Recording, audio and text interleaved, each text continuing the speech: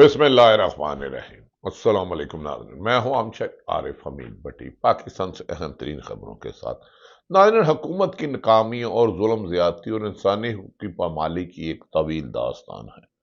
ایسے میں ناظرین، میں پاکستان کی بات بتا رہا ہوں، کسی مقبوضہ کشمیر یا کسی اور ملک کی نہیں۔ سابق وزیر اعظم عمران خان جو اڈیالہ جیل میں کم و بیشتر 22 ماہ سے جیل میں ہیں، انہیں سیکورٹی کی وجہ سے جیل میں دیگر قیدیوں کے ساتھ نماز عید ادا نہیں کرنے دی گئی۔ یہی باتیں مقبوضہ کشمیر میں سنتے ہیں۔ اور اس سے قبل یہ خبر میں نہیں کہہ رہا، پاکستان کے بعض گونگے بہرے میڈیا چینل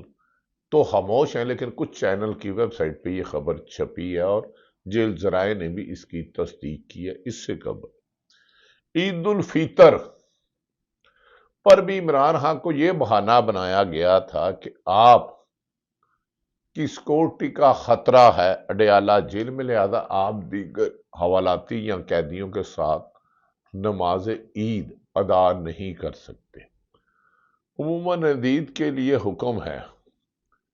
کہ بڑی ایک جگہ عید کا اجتماع کیا جائے جہاں زیادہ سے زیادہ لوگ اکٹھے ہو سکیں اور ایک دوسرے کو مل سکیں۔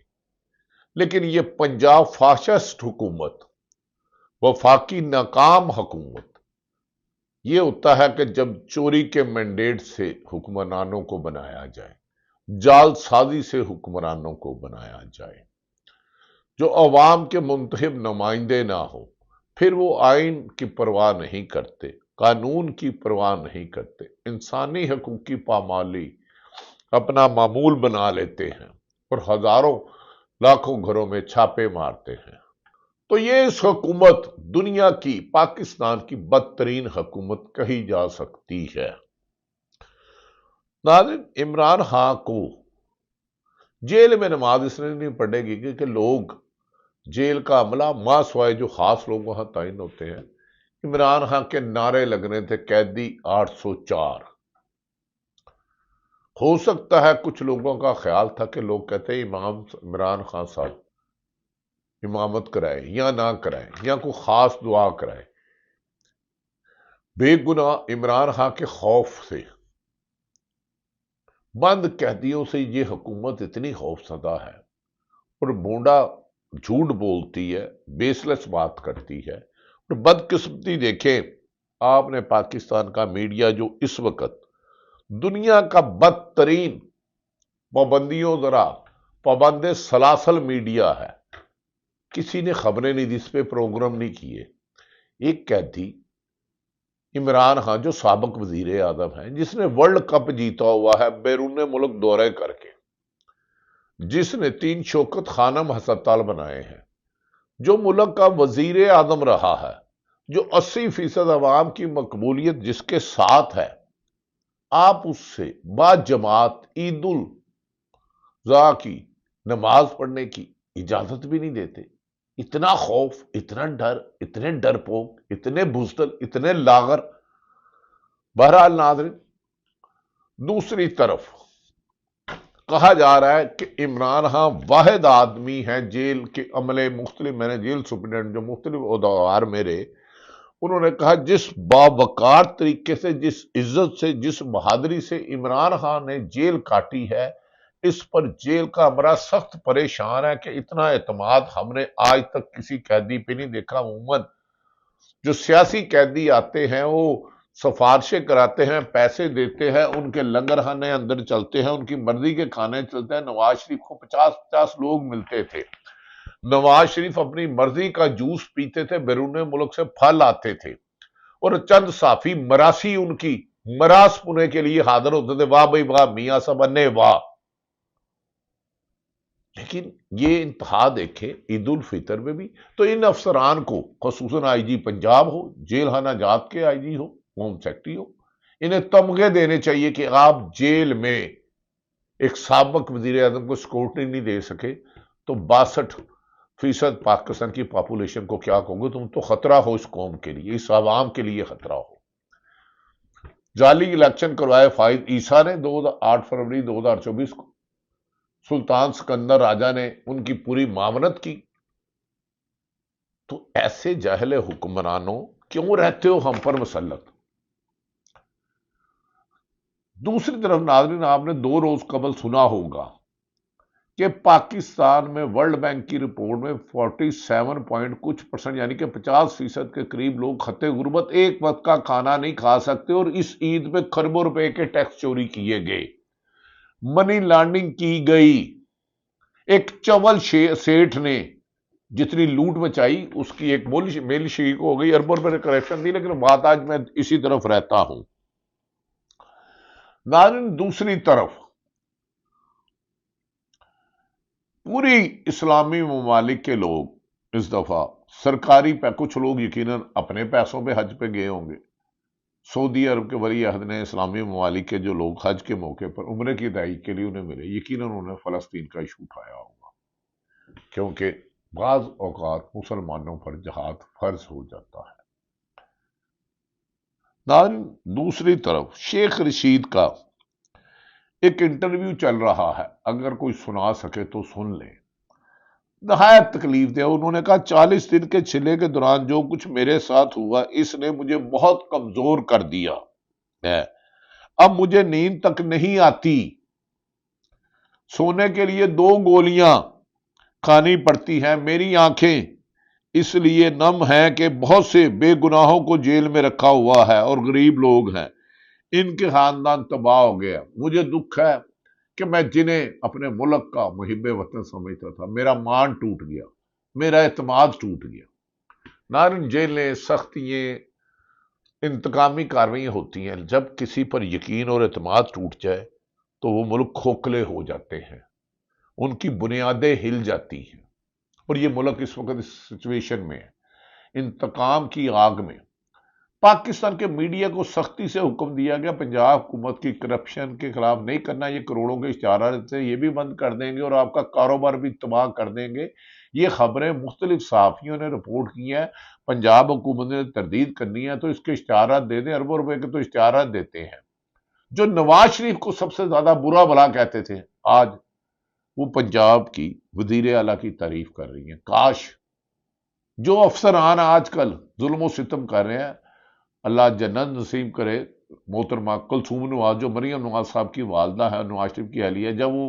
تحریک نجات چلا رہی تھی تو آج کل ایک پنجاب میں بہت اہم افسر ہے وہ اس کو کر رہا ہے۔ سری لنکا ٹیم پر ایک حملہ ہوا تھا، اس کے بارے میں بعض لوگوں نے کہا تھا کہ انہیں فیلڈ نہ دیا جائے، نوکری سے نکالا جائے۔ اس افسر نے کس طریقے سے کہاں کہاں پرکشش عہدے لیے، آج کا کچھ عرصے بعد بیوروکریسی کے ریکارڈ کے مطابق کچھ حقائق بتائیں گے۔ ناظرین، دوسری طرف کل 12 بجے صبح بڑی عید یعنی کہ عید الاضحیٰ ختم ہو جائے گی، اور لیلے جو لیلے ہیں اس وقت یہ لاغر ہو جائیں گے، پھر ٹکرے اور دولتیے ایک دوسرے کو ماریں گے، کیونکہ ان کی قربانی کل دوپہر پیر 12 بجے کے بعد جائز نہیں رہے گی۔ اب لیلے لاوارث ہونے والے ہیں، لاغر تو پہلے ہی تھے، اور یہ دولتیے اور ٹکرے سنا ہے جو ان کو لائے ہیں، لیلوں کو جنہوں نے پالا ہے، کھڑا کیا ہوا ہے اپنے پاؤں پہ، انہیں ٹکرے ماریں گے، کیونکہ ان کے بعض اہل علم، بعض روحانی علم رکھنے والوں کا کہنا ہے کہ اب پاکستان میں جتنا ظلم بڑھ چکا ہے اس کا ڈاؤن فال شروع ہونے والا ہے، کیونکہ خدا ظالموں کو پسند نہیں کرتا۔ اب لیلے کس کو دولتی مارتے ہیں؟ لیلوں نے پہلے بھی اپنے موسنوں کو دولتی ماری، اس میں غلام جلانی جولا کا مشن جاری کیا، 5-6 جسٹس صاحبان، 4-5 آرمی چیف صاحبان، ایک پوری تاریخ ہے۔ لیلے ان کی ٹکروں، ان کی دولتوں، اور کبھی اگر ٹکرے اور دولتیے نہیں مارتے تو ادھر گند اپنا کر آتے ہیں، اتنا گند کر دیتے ہیں، پھر بعد آنے والے حکمرانوں کو کئی عرصہ صاف کرنا لگتا ہے۔ ناظرین، دوسری طرف پاکستان میں اس وقت میڈیا بے آواز ہے، خبروں سے لے کے پروگرام تک کا فارمیٹ کیا جاتا ہے، چند لگڑ بگڑ چمچے خرچوں کو دباؤ ڈالا جاتا ہے، خبردار ان کو مہمان لو، ان کی خبر چلاؤ، اس کی خبر نہیں چلاؤ۔ یہ بلند ہوا بالے دعوے اپنی جگہ۔ دوسری طرف ناظرین میں نے شیخ رشید کی بتا دیا، سپریم کورٹ بار کے سابق جسٹس پریزیڈنٹ احمد زبیری بڑے دبنگ اور اچھے وکیلوں میں ان کا نام تھا۔ انہوں نے کہا جن ججز کی ہائی کورٹس میں تعیناتی کی گئی ہے، کل کلاں جب وہ وقت بدلے گا تو یہی ججز ان کے خلاف فیصلہ دیں گے جنہوں نے ان کو لگوایا ہے، یعنی کہ لگوایا ہے، اور اسٹیبلشمنٹ کی مرضی اور رضامندی کے بغیر عمران خان کو عدالتی ریلیف نہیں مل سکتا۔ اگر اسٹیبلشمنٹ کی مرضی کے بغیر